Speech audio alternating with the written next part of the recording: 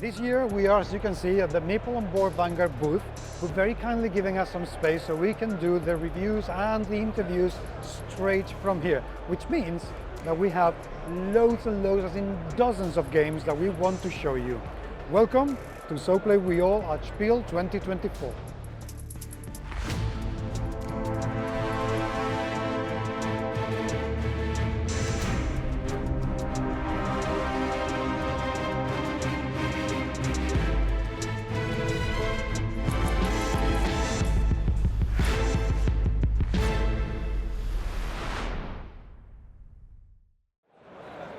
Again.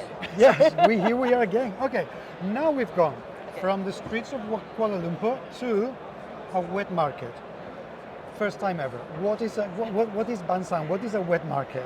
Okay, so in Malaysia and actually many parts of Asia, you will have public markets that will have a dry and a wet area. Mm-hmm. So the wet area is usually where you can get the fish, the chicken, the vegetables and all, and and yeah, it's called wet.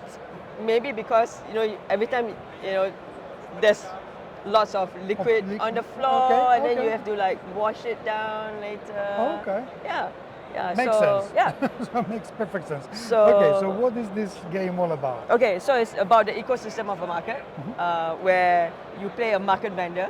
You are renting stalls in the public wet market, and also in the market food court, you have a side business of you cook hawker food, also hawker street food. Yeah, so you would have different. The shopping list that you have will have the ingredients to cook that particular food, like satay or asam laksa and murtabak. All the food that you can find in Malaysia, the different interestingly pronounced food. Yeah. Okay, so on the board, you have the whole. This is called the wholesale area, where you would bring the stock from the wholesaler into the stalls. So you would stock the stalls, and then after that you would buy. Let's say you buy. You would buy goods into your bag, okay? And so, well, actually, because I rent the wet goods store, so I can get half price from my wholesaler because I have such a good relationship with him. So I'm gonna just get two from him, and then after that, I will need. Let's say I'm gonna cook asam laksa. I will need 2 vegetables. So I would ask the other player, how much you're going to sell me, because there are no prices in the wet market. I mean, no fixed prices. That's all bartering. So yeah, so you would have to negotiate. And I said, how much you're going to sell me? And then maybe this person said, well, if you give me a good price on wet goods later, I'll give you, buy one get one free fruit vegetables. So let's say I do that, and then I would I own the seafood store, so I would pay half price, which is 2.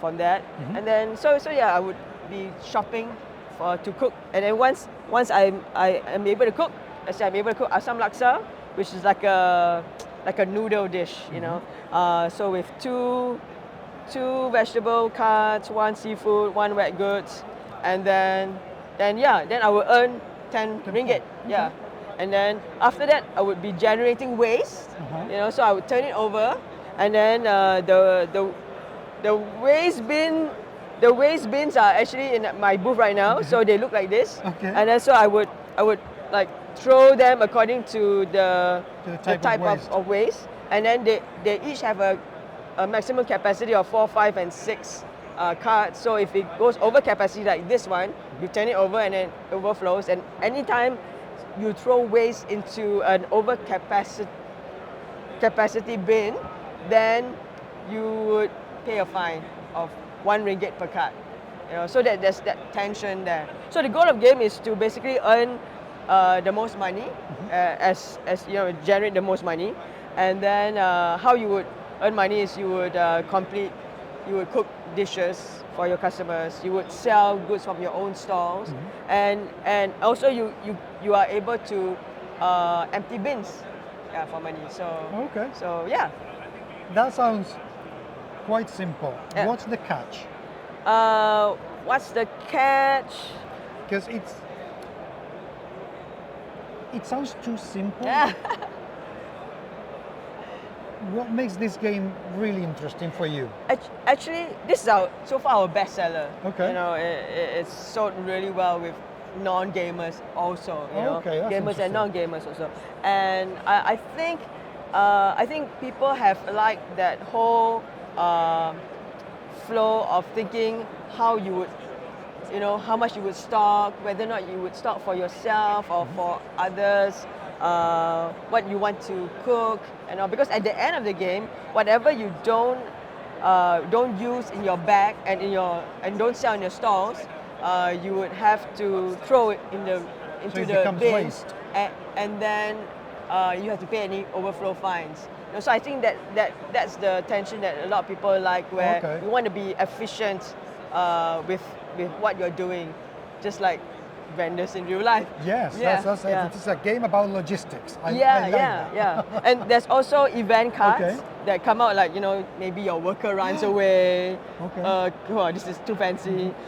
Things like this is a Malay term like gotong royong, where everybody comes and help cleans up. Okay. Community composting, keep generational business running.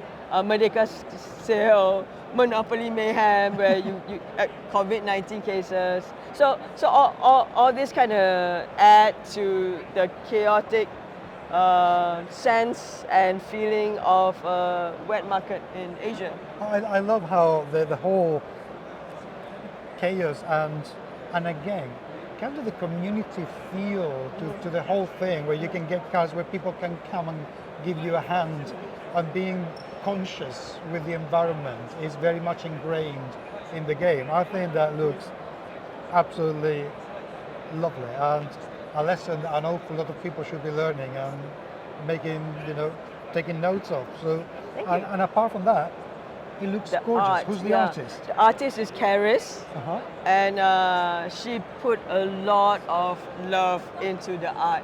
You know, every item you see. So she spent some time walking around markets in Penang, and maybe also, in KL, picking up found items inside and around the market. You know, so every produce type that we have, we also have the imprint, and she used gel ink printing, and she has the imprint of like fish, of actual fish on it. Dry goods, there's tofu in the wet goods. There's egg shells or egg carton shells. Of course, like lettuce in the Very fruit well vegetables. observed. Yeah, so Absolutely so beautiful. yeah, I mean, she really put a lot of love.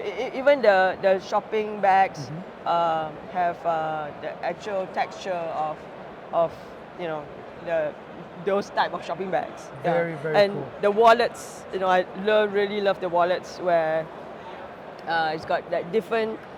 It has a different characters, and I mean, some people even use envelopes as wallets, and there was a few years of my life I used a Ziploc bag as a wallet, so that was what we had in the wallet thing as well, regular wallets, and the event cards. Event cards, we wanted to make it look like those Chinese calendars that you just rip off and throw away, and they're always using really thin material where you can see through.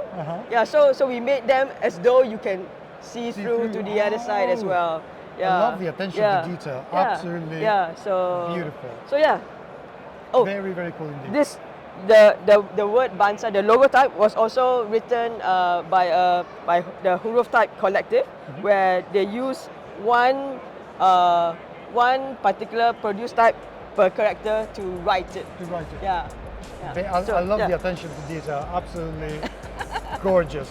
I think they should be doing very well. I'm sure that we will be running out of these games at Spiel pretty much right away. And hopefully, again, people will be asking for it at the shops, so these can make it everywhere. Absolutely gorgeous. Thank you. Stay tuned. More games coming.